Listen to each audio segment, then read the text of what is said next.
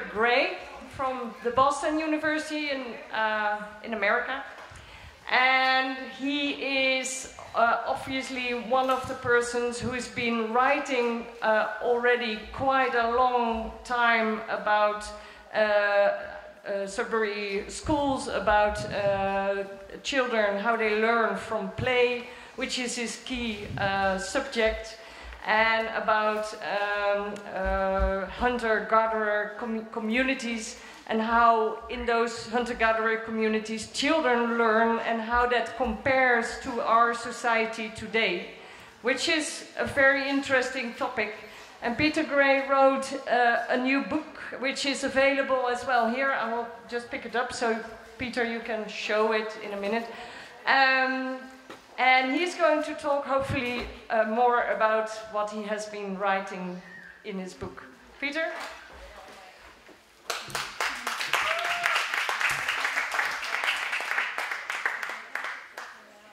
Thank you. It's a pleasure to be here. I have a handout. Crystal, you have that handout to distribute. Is this not on? Is it? I have to hold it like that? Okay. There's a handout.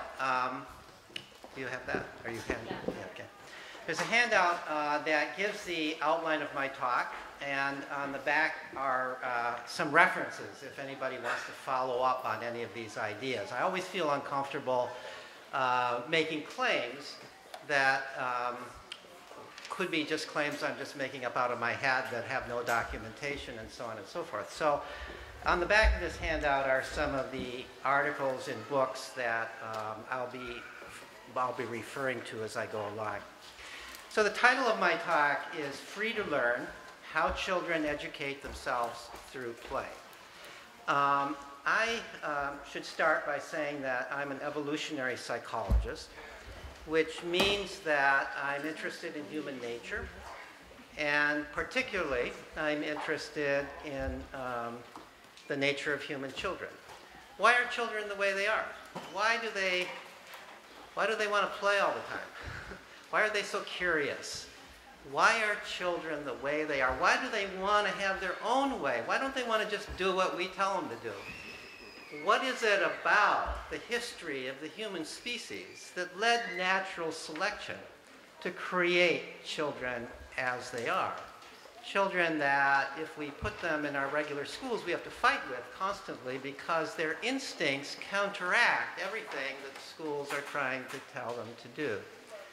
So that's led me to do some research, looking at, among other things, the lives of children in hunter-gatherer cultures, because during most of human history, we lived as hunter-gatherers, and our natural ways of behaving would have been shaped for existence in that kind of society. So the thesis that I'm going to be presenting today is that play, in particular, I'm going to focus on play, is a huge part of the natural means by which children educate themselves. Children are driven to play, and to play in certain kinds of ways, because over the course of human history, that was how children became educated. There was no sense during most of human history that education is the responsibility of adults. It was always the responsibility of human beings. But we have been the educative animal as long as we have been the cultural animal. We are the animal that absolutely depends upon education. We can't survive without it. Every new generation of human beings has to acquire the skills, the value, the knowledge of the previous generation, or they can't survive. That's the nature of being a human being, and that's what education is the acquisition of the skills, knowledge, values, beliefs, and so forth that have come before you. And children have been doing that for as long as we have been human beings. And the question is, how does that come about? The first person to develop, does everybody have this handout? If not, raise your hand and maybe Crystal can. Do you have enough of them? Yeah. So the first person to to develop what I would call an evolutionary theory of education was the German philosopher and naturalist Karl Gruss. Gruss did not call it a theory of education, he called it a theory of play.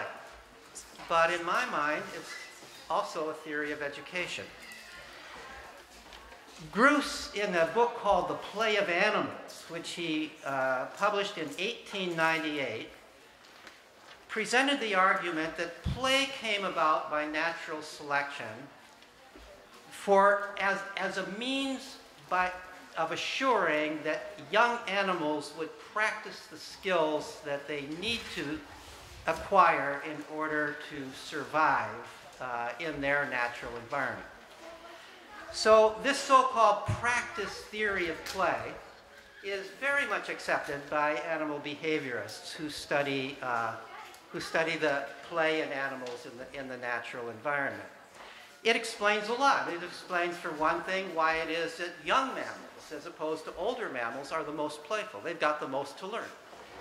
It explains why those species of animals that have the most to learn, in other words, the species that depend least upon rigid instincts and the most upon learning, where their behavior is most flexible, most variable, dependent upon experience, those are the species of animals that play the most.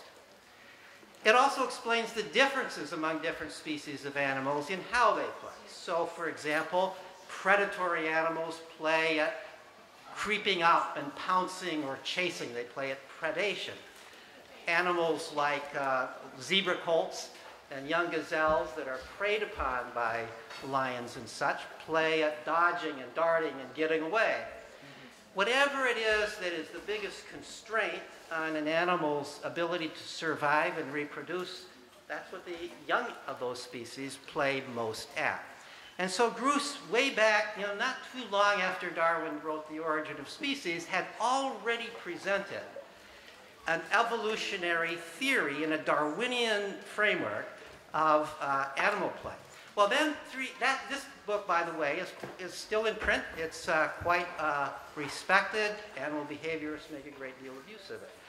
But then, just 3 years later, in 1901, Gruss wrote another book in which he extended this theory to human beings. And this book hasn't had such favorable reviews. Piaget, among others, panned the book when Piaget wrote about it. And most psychologists know of Piaget's dislike for the book, and they have never read this book. This book is hard to get. I think, though, there is a new printing of it coming out, but I had a difficult time attaining a copy of it. This is a book called The Play of Man, written in 1901.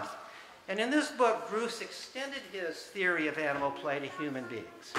And he pointed out, first of all, the human animal is, after all, the animal that has the most to learn. And so isn't it interesting that human children play more than the young of any other species when they're free to do so? Fits his theory perfectly in that sense. But the other thing he pointed out is that the human animal, unlike other animals, have to learn not only the skills that are specific to their species, the species-specific skills, the things like two-legged walking and so on, that human beings everywhere have to learn, but human beings, being cultural animals, also have to learn the particular skills of the culture into which they're born. So he posited that young humans are born with an instinct to look around, to pay attention, to see what's going on in their culture, to see what's important, and to play at those kinds of things. So if you're born into a hunting culture that hunts with bows and arrows, you'll play with bows and arrows. Gruss didn't know about computers, but I'm sure if he were alive today, he would say, if you're born into a culture where computers are important to you, you are going to play with computers. You're going to look around and you're going to see that computers are important. In other words, children come into the world pre-wired in a certain sense, to pay attention to the world around them. They want to know about the world around them. They want to be able to do the things that seem important to success in that world. I'm adding to Gruss now when I say this, but we would not have survived as a species were that not true. Because during most of human history, nobody ever taught children, but yet children had to learn how to use bows and arrows, had to learn whatever it is that was important in their culture. They also had to learn the dances and music and rituals and stories of their culture, or they would never attract a mate. So they had to acquire the culture. They had to educate themselves. It would be inconceivable that we could have developed as a species the kind of species we are, a cultural species, were it not for the fact that children have the instinctive ability to educate themselves. So I have attempted to confirm and extend Gruss's theory in some of my work. And one route by which I have done that is to look at children in hunter-gatherer cultures. Now, until about 10 or 11,000 years ago, there's some debate on the exact number, we were all hunter-gatherers. Agriculture was developed roughly somewhere between 10 and 15,000 years ago in the Fertile Crescent and later on in other parts of the world. So during almost all of our evolutionary history, we were all hunter-gatherers. Now, as you know, there are some groups of people that have survived living the hunter-gatherer way of life in various isolated parts of the world, right up on into relatively modern times. So as late as the second half of the 20th century, anthropologists could trek out into isolated parts of Africa, Asia, South America, New Guinea, and elsewhere, and find people who were still living a fairly pristine hunter-gatherer way of life, relatively unaffected by the farming cultures around them or by industrial cultures. And so, so I've been interested in what is the life of children like in those cultures. Now, one thing I should say at the outset is although each of these cultures is different, in many ways they are quite similar to one another. And let me outline the ways in which they're similar. All of these cultures are groups of people live in small bands, bands of maybe 20 to 50 people per band, counting children. The bands move around from place to place to follow the available game and vegetation, usually within a fairly large but circumscribed territory. So they need to move regularly, so they can't accumulate property, they can't build permanent houses. They build huts or temporary shelters each time they move. The places where they live are best referred to by us as camps. They're kind of like us when we go tenting, but this is the way they regularly live. These hunter-gatherer groups are also, by anthropologists, often called egalitarian societies. They are the only truly egalitarian societies we know. They do not have hierarchical structures. They do not have chiefs, unlike tribes that we often... People talk about hunter-gatherer tribes. It's a misnomer. These are band cultures, these hunter-gatherer groups. They don't have chiefs. They don't have big men. They don't have a structure of authority. In fact, they deliberately resist structures of authority. If somebody attempts to assert control over anybody else, they shoot that person down in various ways. They make fun of him. They say, oh, you think you're such a big shot, or they make a big song about him. They have various ways of leveling people who begin to get too big for their britches. They fear authority, and properly so. In fact, one anthropologist, in asking one of the wise elders about why it is that they made fun of this man who came in, he brought in a fat antelope, and he didn't act humble about it. You're supposed to, if you kill an antelope and bring it in, you're supposed to say things like, oh, it's so skinny, it wasn't even worth bringing back to camp. It really wasn't me that got it. It was the wonderful arrow that so-and-so built, and so on. This person failed to do that, and everybody, the grandmothers, everybody was making fun, ridiculing this person. What a weakling he is, and so on and so forth. And the anthropologist asked, why do you do this? Asked this elder of the tribe, and the elder said, because young men who think too much of themselves are dangerous. So there's something about our primate ancestry. We know that among the other apes, there's very hierarchical structures. There are dominance hierarchies, and the males are brutal to one another, and they're brutal to the females very often. But the hunter-gatherers had developed a way of life that depended upon intense cooperation and sharing. You can't survive as a hunter-gatherer in the human way of hunter-gathering without that, and that meant deliberately counteracting this hierarchical tendency. So that's part of hunter-gatherer existence. They share what they own. They own very little, and they share what they own. They make decisions by consensus. There's no leader who decides. You have to make decisions. They argue it out. They'll talk sometimes for hours or even days before arriving at a decision. One of the highest values of hunter-gatherers, and I learned this from many different anthropologists studying many different groups, is individual autonomy. It is wrong in a hunter-gatherer group to ever tell somebody else what to do. You're very interested in what other people do. And you might even want to influence what they do. But you just don't tell other people what to do. That just runs counter. There's no such thing as a boss. And most remarkably, and this was most surprising to me, I have to admit, was this applies to children too. They don't tell children what to do. They just simply, they're interested in what children do, but they don't tell them what to do. They don't believe that they should have any influence. They trust children. They trust children's instincts. They trust children's judgment, my goodness. So that's the characters. Let me just to give you an example of this. First of all, I should point out where my evidence comes from. I've never lived in a hunter-gatherer culture, but I've read whatever I could about children's lives, whatever I could find about children's lives in such culture. And a few years ago, a graduate student of mine and I conducted a survey of 10, just to supplement what was written, a survey of 10 different anthropologists who among them had lived in 7 different hunter-gatherer cultures on 3 different continents. So we got a pretty broad sampling geographically of different cultures, and the stories were remarkably similar from culture to culture. So there are really 2 conclusions that I want to emphasize here that came from this little study of hunter-gatherers.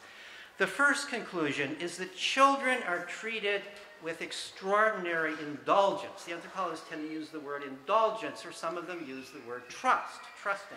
Indulgence sounds like kind of a bad word. Trusting sounds like a good word, but there's a certain sense in which they're the same thing. Children their instincts and judgments are trusted. Let me just read 4 quotations. This comes from the written literature, each from a different observer about a different culture, just to give you a flavor of the way anthropologists talk about children's lives in these cultures. So here's one. Hunter-gatherers do not give orders to their children. For example, no adult announces bedtime. At night, children remain around adults until they feel tired and fall asleep. Adults do not interfere with their children's lives. They never beat, scold, or behave aggressively with them physically or verbally, nor do they offer praise or keep track of their development. This is Yomi Goso, who studies a group in South America, but she is writing here about hunter-gatherers in general, based upon her knowledge of the literature. So here's another one. The idea that this is my child or your child does not exist. Deciding what another person should do, no matter what his age, is outside the Yuquana vocabulary of behaviors. There's great interest in what everybody does, but no impulse to influence, let alone coerce anyone. The child's will is his motive force. This was Jean Leidloff, who was not actually an anthropologist, but an explorer who observed a group in South America and wrote a very interesting book about her observations. Here's another one. Infants and young children are allowed to explore their environments to the limits of their physical capacities and with minimal interference from adults. Thus, if a child picks up a hazardous object, parents generally leave it to explore the dangers on its own. the child is presumed to know what it is doing. One of my colleagues at Boston College is Gilda Morelli, who studied a hunter-gatherer group called the FA, and she's shown me films of little toddlers, 2-year-olds, playing with machetes, playing with fire, adults sitting back, paying no attention to this. I said, well, don't they get cut and don't they get burned? And she said, yeah, they do. And most people have scars, and but they don't kill themselves. They do. Hunter-gatherers who hunt with poison arrows keep the poison arrows way out of the reach of young children. So there is judgment here. There is some control. But nevertheless, they believe, and if you ask them, why do you let your child play with these things? How else are they going to learn to use them, is the answer.